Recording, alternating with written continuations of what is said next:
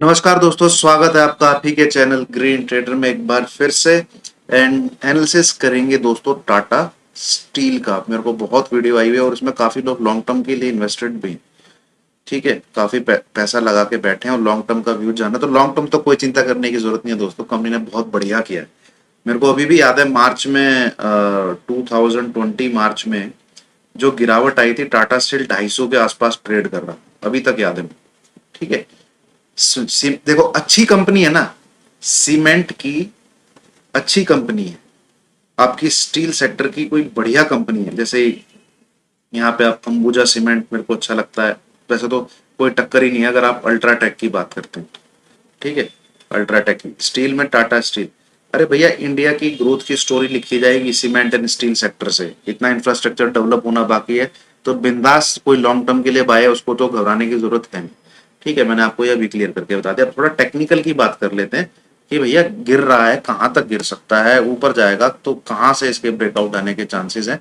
तो उसके लिए थोड़ा सा हम लोग पीछे की तरफ चलते हैं दोस्तों, वीकली चार्ट को एनालाइज करने की कोशिश करते हैं। ये है आपका वीकली चार्ट। वीकली चार्ट पे जो सबसे अच्छी देखने वाली चीज है, एक लेवल है आपका, वो है 1070।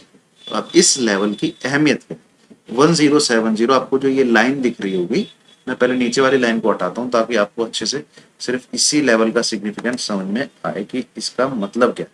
ये जो लाइन मैंने खींची हुई है, ये लाइन है आपकी 1070। इसने इसका ब्रेकआउट दिया। ब्रेकआउट देने के बाद लास्ट वीक में, ठीक है, लास्ट वीक में पहली बार ऐसा हुआ है कि ये इस लेवल के नीचे क्लोज हुआ है। ठीक है, इस लेवल के नीचे क्लोज हुआ है, तो इट इज, ये क्या दर्शाता है? ब्रेकडाउन, एक सपोर्ट लेवल का ब्रेकडाउन। अब सपोर्ट कैसे, ये देखिए, जब इसने ब्रेकआउट दिया, ये ब्रेकआउट आया, इसके ऊपर निकल गया, ये लेवल है, इसके ऊपर निकल गया तो क्या है? ब्रेकआउट। नीचे आ गया तो क्या है? ब्रेकडाउन। इसी को थोड़ा सा मैं आपको समझाने की कोशिश करता हूं। जब ये इसके ऊपर निकला तो कंटिन्यूसली 2 से 3 महीने 1070 का सपोर्ट लेके ट्रेड करता। ठीक है, फिर ऊपर की तरफ निकल के इसने अपनी जर्नी शुरू करी, कोई लेवल अचीव किए 1500 के आसपास के, वहां से फिर एक गिरावट आई। गिरावट को उसने फिर सपोर्ट किसने दिया? ये देखिए सपोर्ट, ये देखिए सपोर्ट, ये देखिए सपोर्ट, ये देखिए सपोर्ट, ये देखिए सपोर्ट, ये देखिए सपोर्ट। किसका? 1070। और ये वीकली कैंडल लगाई है मैंने, डेली में तो पता नहीं कितनी बार टक्कर मारता होगा। 1 2 3 4 5 6 लगातार, लगभग आप कह लीजिए 6 वीक। और अगर आज पूरी रेंज को गिने, ठीक है, तो कितने हफ्ते हैं? लगभग 3 से 4 महीने। इस लेवल को नहीं इसने ब्रेक किया। ठीक है, इस लेवल को नहीं इसने ब्रेक किया, तो मतलब मदर सपोर्ट आप कह सकते हैं 1070 टाटा स्टील की रही है। अब लेटेस्ट डेवलपमेंट क्या हुआ क्या है? ठीक है, ये देखिए, ये आपको यहाँ पे ब्रेकडाउन दिख रहा है, जबकि आपको पीछे कोई ऐसी वीकली कैंडल नहीं दिखेगी जो कि इस लेवल के नीचे क्लोजिंग होती है 1070। ठीक है, और वीकली चार्ट पे क्लोजिंग कहां पे आई है? यहाँ पे 1043। तो ये है टाटा स्टील में नई कहानी, जो फिलहाल टेक्निकल बेसिस पे हमको दिख रही है। अब दूसरी चीज, क्या एक कैंडल के होने पे, ब्रेकडाउन होने पे हमें और नीचे के टारगेट दिखेंगे? दिखने चाहिए, दिखने चाहिए। बट नियम क्या कहता है, टेक्निकल के रूल क्या कहते हैं?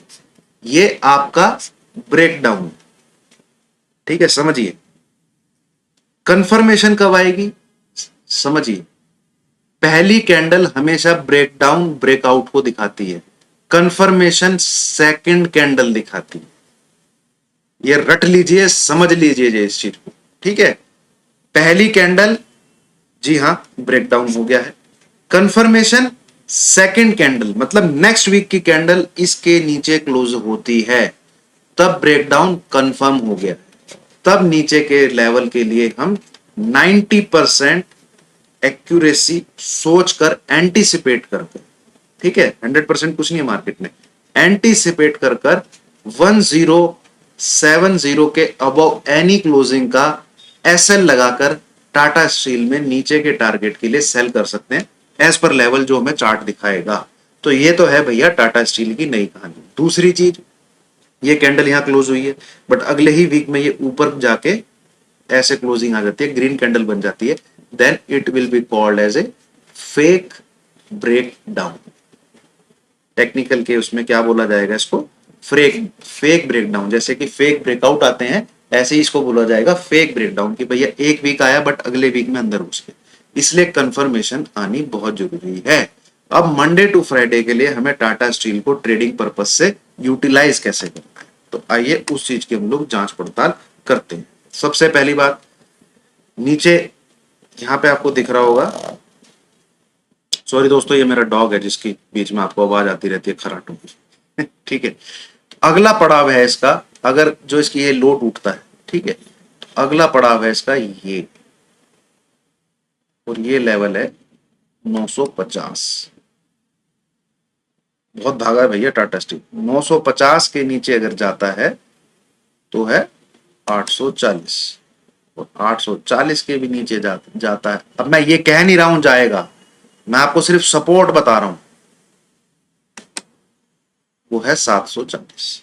ये तीन इसके। अब कोई लॉन्ग टर्म का है जो इन्वेस्ट करना चाहता है, भैया अपने पैसे को बांट लीजिए। मान लीजिए आपने 25,000 रुपए टाटा स्टील में लगाने का सोचा है, तो कैसे लगाने हैं, 1000 के आसपास आप लगा लीजिए, 10,000 नीचे मिले 900 के आसपास 5 के और डालिए, भगवान ने चाहा 840 के आसपास मिले और 5 के इन्वेस्ट कीजिए, और नीचे जाता है 740 के आसपास और 5 के इन्वेस्ट कीजिए, क्योंकि एक दिन तो इसको ऊपर जाना ही है, स्टॉक ऐसा है, ठीक है।